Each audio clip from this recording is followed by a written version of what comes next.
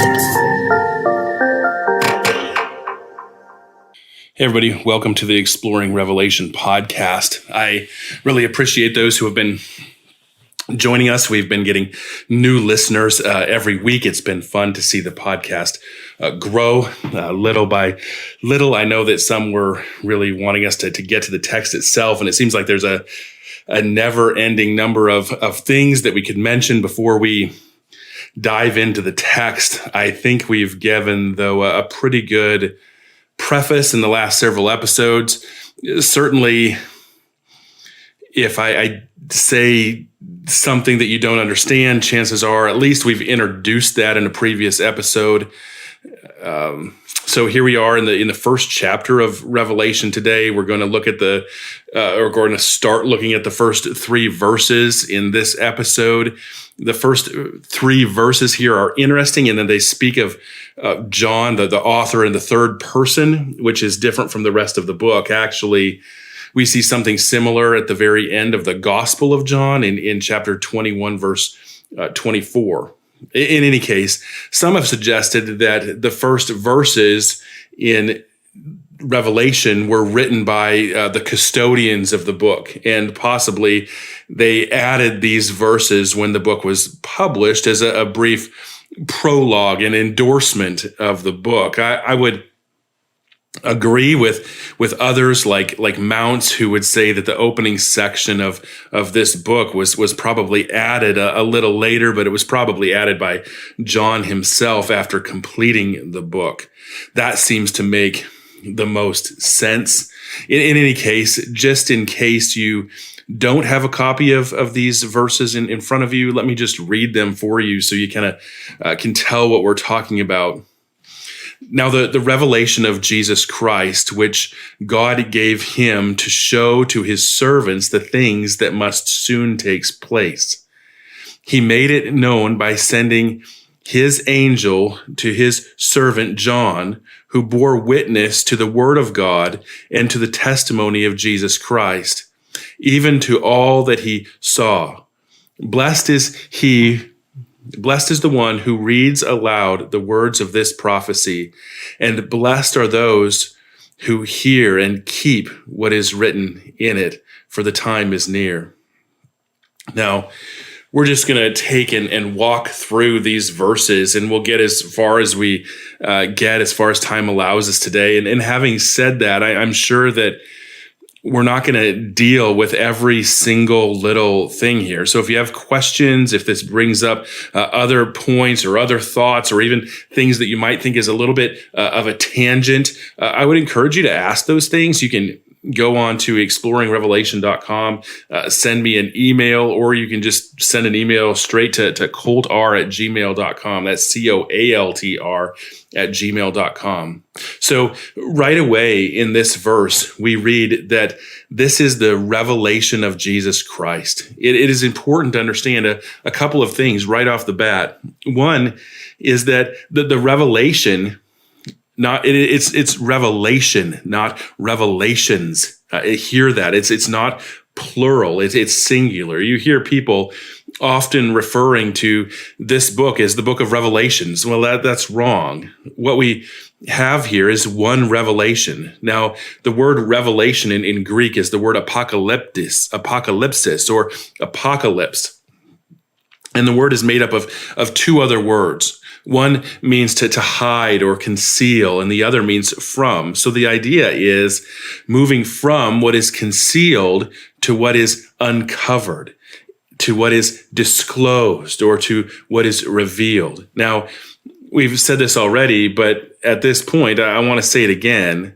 And I'll say it probably again and again as we move through this text. And that is, the purpose of the book isn't to hide or make things more complicated, or to conceal things or to hide things. The fact is, the book, it's a book that should be expected to be understood. One scholar I read said that this isn't a book of hallucinations that we're expected to make some sense of. It's not some abstract thing. The stated purpose of the book from the start is to uncover, to disclose, to reveal. So the point here is that this book is meant to be understood. Now, the question is, what is uncovered? What is revealed? Well, there's a little debate here on how this is worded. The revelation of Jesus Christ, the Greek, as far as I understand it, allows that Jesus Christ could either be the subject of what is being revealed or the one that is doing the revealing. At this point, we need to understand that all of Scripture is about Jesus because it is the story of redemption, and that centers on Jesus Christ. In other words, what is being uncovered here, that the primary character is going to be Jesus Christ. There is a sense in which all of Scripture is about Jesus. Is that what this first part of the verse is saying, though? I don't think so. I think that it's really clear here, and I think it'll be abundantly clear as we move through the text, that this is a revelation from Jesus Christ. It was given to him by the Father, the revelation of Jesus Christ, which God gave him. God gave it to Jesus to show the servants the things that must soon take place. So the prophecy, the revelation here is from God the Father through Jesus to his servants. Now, we should comment on that word servants here. Some translations will translate it bondservants. The Greek word is the word doulos. It means slave. Of course, this isn't the kind of slave that many think of when we think of slavery in America and all of that.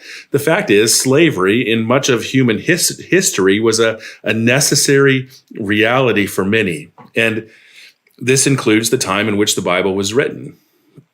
Yes, slavery was a reality. It's not saying it was the best system. It's not saying that everything was right about what happened in all of those slave-master relationships. But there's much made these days about how the scriptures don't condemn slavery. Some point to the fact that it isn't really endorsed either. It just recognizes that it exists and talks to slaves and masters about the relationship that they have with one another, like in Colossians 3 and Ephesians 6. What we need to understand, though, is that for a lot of history, life was not as certain as it is for us.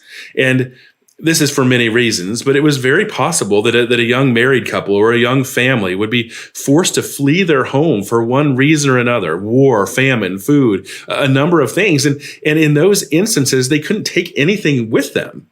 They would be at the mercy of the land and really the mercy of those who they came in contact with. They wouldn't have anything, and their only chance of survival would be to go to another person, to go to a landowner and work for that person. And in return, his family would be provided for.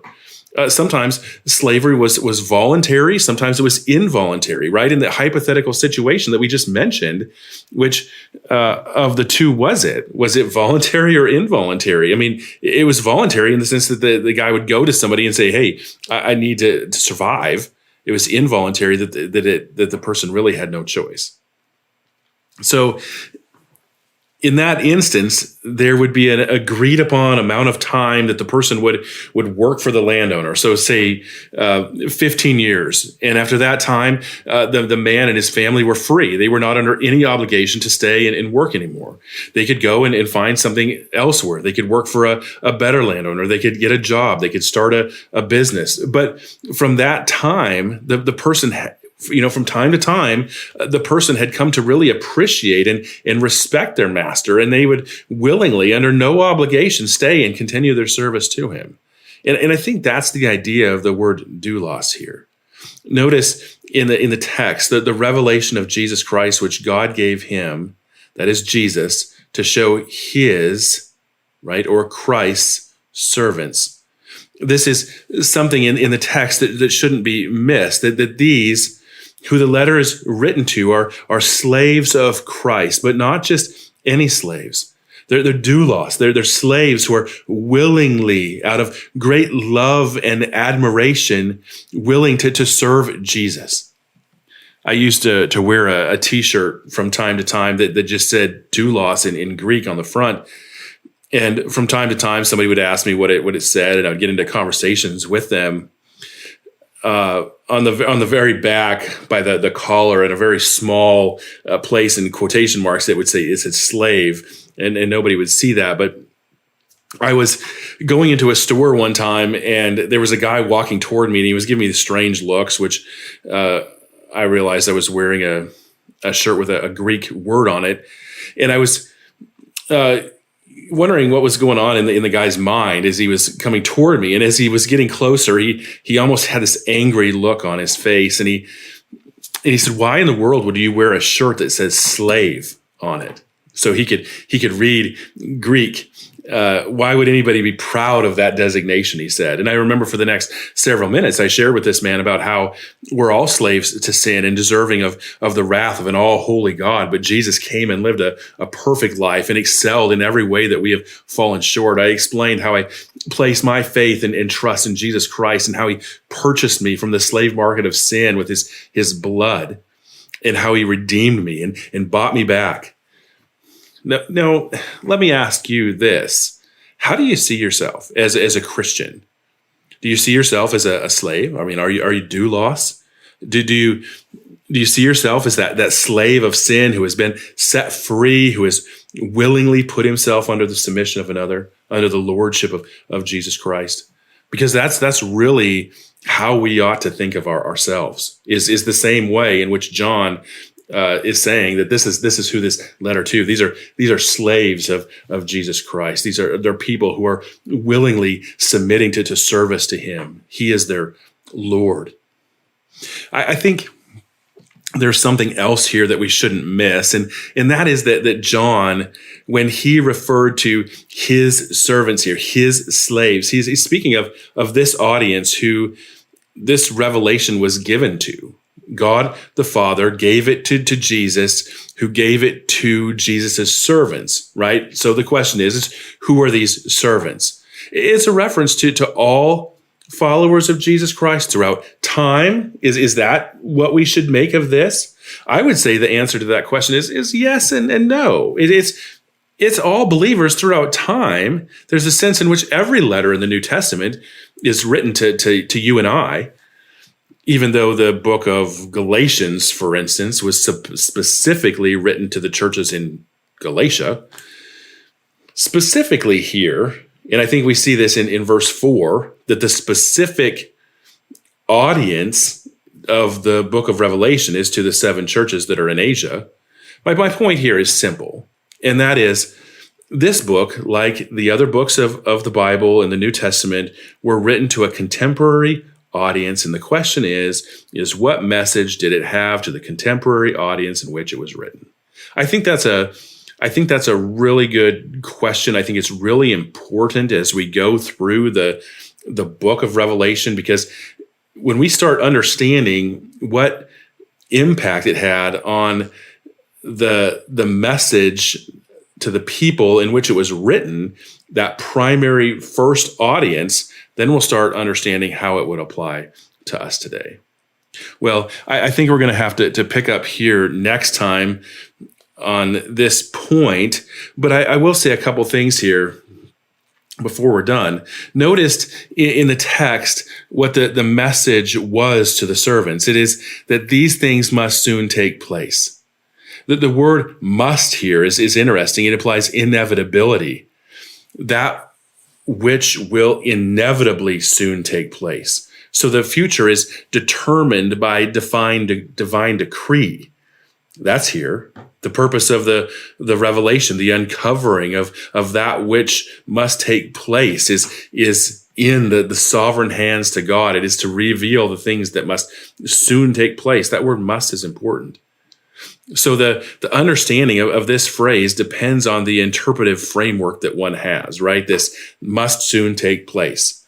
We talked about that in a previous episode, this idea of interpretive frameworks. You can always go back, you can check that out. But for the preterist, for instance, they would be pretty comfortable with this statement here, this must soon take place statement, because they would see what happens here as a fulfillment of something that was future to those who are being written to, but it it happened in the near future. So for them, mainly the destruction of Jerusalem and the temple in 70 AD is what was being referred to. So that would have been soon. Now, some preterists, though, will date the book of Revelation after the destruction of Jerusalem, after 70 AD, and they would say that this fulfillment lies in the fall of Rome or the downfall of Emperor Domitian. That would be, I think, a minority, a minority of preterists. But another interpretive framework would be historicists. They don't have an issue here because they would see the fulfillment as starting shortly. Remember, historicists see the book of Revelation as history from the time of Christ all the way through until the second coming. So the church age culminating in the return of Jesus. So these things are going to soon take place, but yet there's things that are way future as well. The spiritualist says that the time is always near because there's always things here that apply to everybody that is reading. There's principles here for every generation that's going through everything. So of course, these things must soon take place. Are those the best ways to understand this? I mean, is that how the readers that would understand this? I don't know. I have questions there. But then there's the futurist, right? They're the ones that probably have the most trouble here. And remember, futurist is the most popular perspective of today. This would include the perspective of dispensationalists that we talked about last time. Futurists see the majority of the Bible or the book of Revelation being fulfilled in a time that is even yet future to us. So most of what we read in the book hasn't happened yet. So it begs the question, how do we understand this statement in the very first verse of the book? Or the end of verse 3 that reiterates that the time is near? Well, I'm sure that there are a couple more options than two, but let me give you two ways that futurists have understood this. First, they would have understood the word shortly to mean quick or suddenly. So the idea here is that when these events finally do happen sometime in history, their fulfillment is going to come suddenly. It would happen really fast. I know Charles Ryrie, for instance, takes this view. And the Greek word for soon here is tekos, which the meaning is in a brief space of time, haste, quickly, speedily. So if something is going to happen soon, it will come quickly. You see this in Revelation 3:11, where we read in some translations, "Behold, I am coming quickly." In others, like the ESV, "I am coming soon." So you can see where they could take that and I'm going to use the word because I don't know another word, twist that to say this isn't going to happen near to time, but it's going to happen fast. I think the plain reading, though, is in either case is that his coming will not be far off. Although I can see where some futurists will say that this is not speaking of the timing of the coming, but it's speaking of the nature of the coming. It will happen quickly. I don't think that's a plain reading. Another thing here is that futurists assume that this coming is a reference to the second coming. Others, such as preterists, will say that the primary meaning of this coming is a coming in judgment that would happen soon at the destruction of Jerusalem. So they're actually talking about two different events there. Another way that futurists have tried to understand this passage that is difficult for them is that they would take a more plain reading of the text and understand the word soon here to mean shortly or soon take place. But they say that we need to understand that the nearness of the event, the nearness of time here in a way that God reckons time. For God, a day is like 1,000 years and 1,000 years is like a day. So 2,000 years could be seen as near. The issue with this perspective is it doesn't really account for how the first readers of the letter would have understood it. I mean, what if they read shortly take place here and said, that could mean a few thousand years? I don't think so. Well, perhaps you have some thoughts on that phrase, must soon take place, a way that you have understood that, what you think is the best way to understand that, what interpretive framework you think fits best. I'd love to hear your comments. I'd love to hear about your questions. If you have another solution that we haven't mentioned, perhaps you have questions, don't hesitate to ask them. Just head over to exploringrevelation.com, connect with me there, or email me at coldr@.com. See you next week as we continue to explore the book of Revelation together.